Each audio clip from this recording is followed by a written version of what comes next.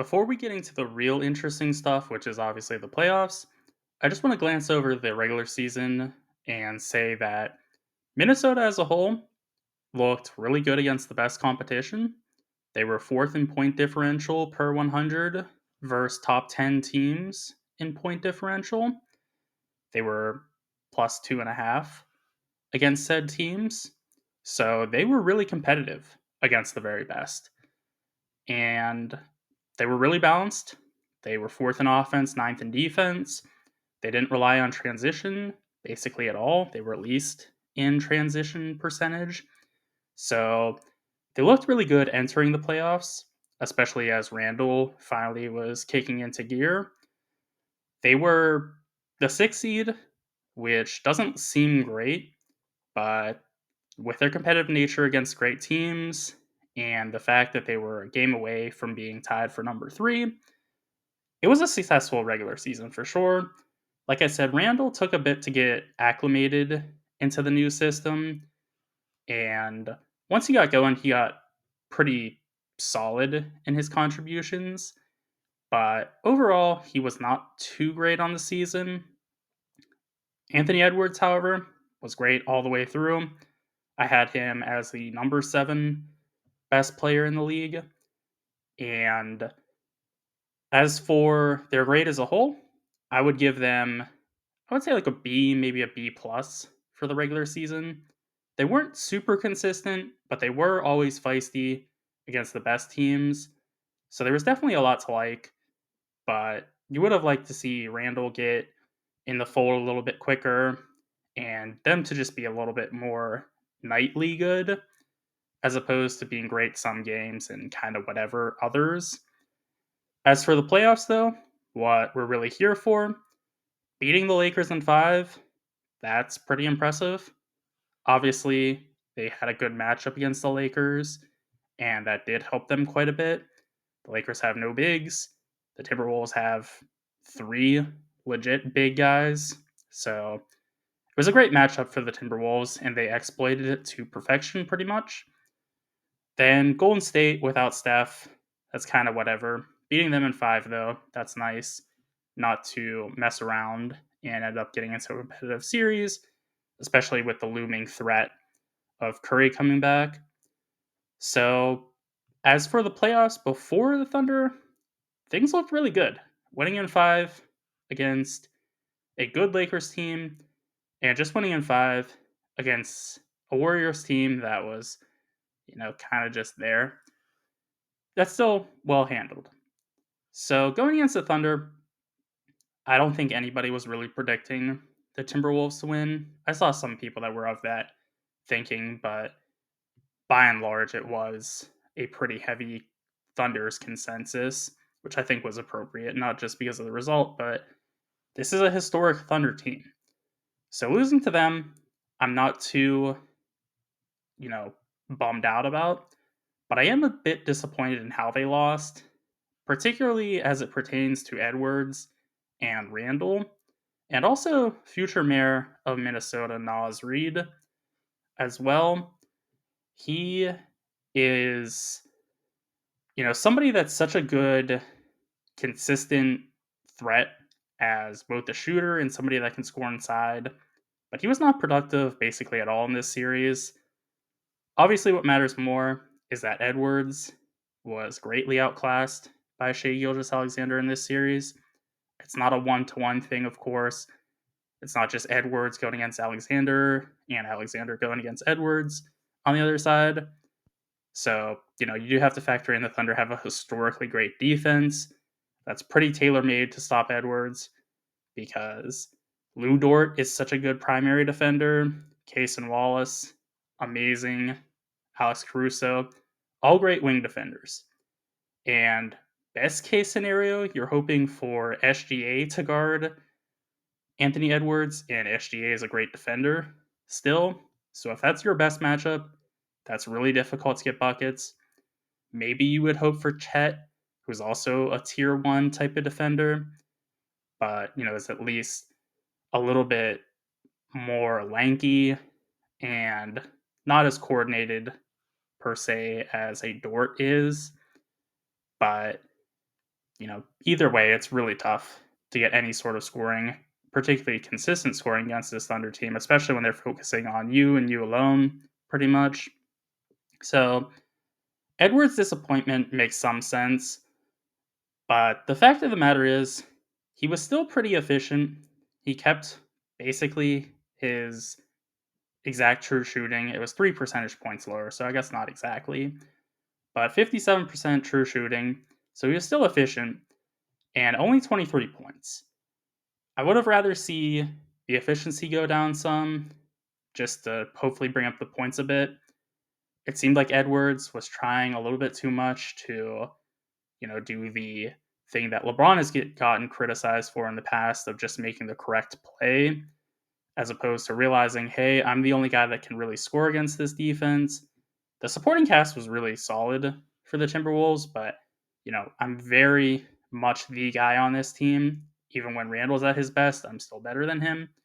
So I would have liked to see Edwards take a little more initiative, but I'm not too hung up about it at the same time. One, he is only 23 years old, so he's going to hopefully learn from this experience and improve upon it. But two, it wasn't like he was refusing to shoot, still getting 23 points. That's not what you want to see for somebody that averages 28, but he was still scoring some. He just wasn't taking as much volume as he probably should have.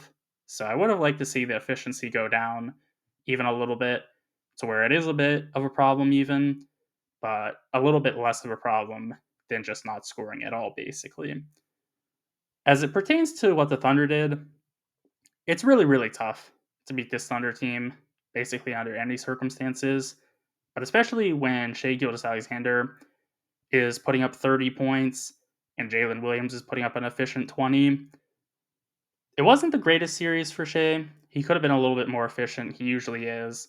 It's still giving you 31 points on solid efficiency. That's great. Great assist to turnover production, getting you an offensive rebound. He was great. Always a good defender too. Jalen Williams, super great at everything but scoring, and he also was good at scoring. That's basically, as good as it's going to get for a duo in this league. But then you add in Chet Holmgren, who was amazing this series, super, super efficient, giving you 18 points, getting 2 offensive rebounds. He was great in every which way. There's so many good role players for the Thunder as well. So, you know, I don't blame the Timberwolves for folding against this Thunder team, but I would have liked to see some more fight because losing in 5 back-to-back years in the conference finals is a bit disheartening. I think this Thunder team is quite a bit better than the Mavericks team of last year, so they do have that going for them. They lost at least to a better team in the same sort of fashion, so it's not quite the same. But again, with Reed, it's just a bit questionable. Only putting up 9 points, not doing too much of anything. He had the same amount of assists to turnovers, basically. Wasn't efficient. There was nothing you could really point to and say he was doing well. And he's a real big building block for this team, especially with his contract situation. So, that makes things a little bit confusing. And Randall does too. He was very efficient, 63% true shooting. You're hoping for, 57% or better. So 63% is great. But only 17 points. And he had more turnovers than assists. He was not too much of a factor. So it does kind of raise the question of if the Timberwolves are going to revert back to what they initially made this move for, which was not because they wanted to get better, but because they wanted to get cheaper. And Towns was on a long-term contract, and Randall could be gotten off of much sooner. It kind of begs the question of if they're going to go that route and not bring back Randall for the long term, because I think he has a player option for the end of the season that I would imagine he's going to take, but it's not a guarantee. So, at worst, they have him for another year, but then they might look to get cheaper after that because they're definitely a competitive team. There's no doubt about it. I would say they're one of the 5 best teams in the entire league, no doubt. But, they have a historically cheap owner situation. they haven't liked to spend to the absolute maximum in years past. I'm not sure if that's going to change. So that's going to be interesting to see how they play that. And also, they just don't have the exact results. They're not getting to the finals. They're not even losing the conference finals in super competitive ways. So it's a bit disheartening. This would have been one of the better times to beat the Thunder because the Thunder are set to be great for a long time. And the Timberwolves, they have some pick swaps. So they do still have, some picks to deal with, except for in, I believe, 2027. But they're getting the worst of the pick swaps. So they're not great picks. And there's just not a lot of development I don't see for this team either. Edwards, of course, can get better. He's 23. But then you're talking like Naz Reid, who's 25. I think he's about what he is. So that makes the contract situation a bit, more difficult as well. You're not sure if some team would be willing to, go to the max pretty much with him because they think he can still improve. Whereas I think at 25, Reed's pretty much what he is, which is a darn good player still, but, coming off a disappointing playoffs and just, being pretty set as what he is, maybe a number 3 on a championship team, but I think even that's a little bit of a stretch. I think he's more of just a foundational guy. So then you're talking Terrence Shannon, rather. He's a rookie at 24 years old, so there is some development for him getting into year 2 and so forth. Dillingham, I think it's Robert Dillingham. I know it's R something, but I'm not entirely sure. But he's a rookie at 20. He can develop too. There wasn't great, consistent stuff from them, even though they are a little bit older for rookies. Shannon was really good, or really solid, I should say, from games 3 to 5. Amazing game 3. And he shot 3 for 8, I believe it was, in game 5. So it wasn't amazing efficiency, but if you just make one more of those shots, no one bats an eye. So he's giving some production. So I think there is something to be excited for in that regard, but it's just going to be hard to see some development with how strapped for cash they are. And again, it's no guarantee that they're going to keep the same situation moving forward. So it's really going to come down to just how good can Edwards be. Right now, it's top 10 guy, easily, no questions asked in my book. But, can he get into that Shea Gilgeous-Alexander tier with Jokic and really be, somebody that's going to make you a contender just by himself? That'll be interesting to see. As for the playoffs, I'm going to give it a B. I might be a little bit too harsh on things, but I'm not too impressed with beating the Warriors.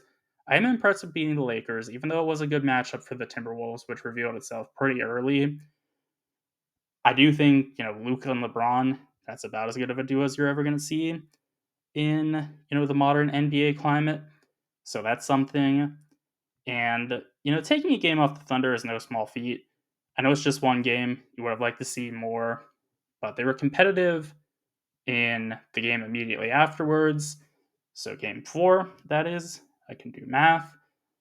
And, they put up fights throughout. So it's definitely not a bad postseason outing, but it just leaves a good bit to be desired because you would have hoped to see Edwards be more solidified in his superstar role and, less concerned with just getting everybody involved. But when everybody else is playing well, which they were, it's not the absolute worst. The Thunder, all their role guys were great, aside from Case and Wallace's shooting percentages being pretty poor. They were more than pretty poor, actually. They were really poor.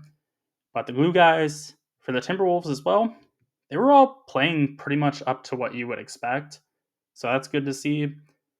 It just, they could not match Alexander and Williams, which is a bit surprising. I thought if any way, the Timberwolves were going to fall, it was going to be because the role guys were not quite as good as the amazing role players that the Thunder have.